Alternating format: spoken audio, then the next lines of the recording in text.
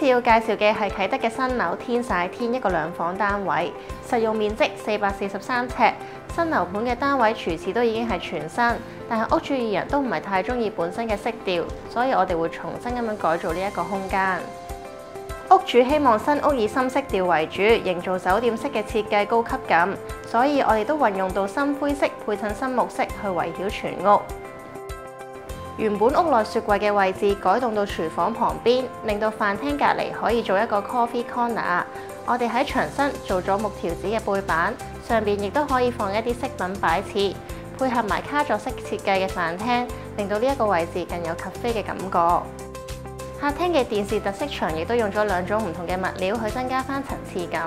深灰色雲石俾人一種高貴冰冷嘅感覺，我哋再加上深木色嘅背板去增添翻木材溫暖嘅感覺。而玻璃飾櫃亦都可以打亮翻成個特色牆，利用燈光去提升翻高貴奢華嘅氛圍。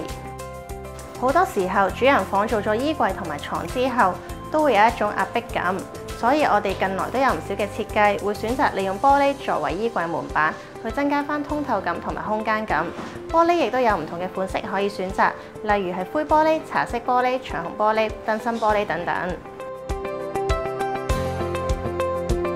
而床背，我哋就選擇咗帶有金屬元素嘅特色油漆，加強酒店式嘅奢華感覺。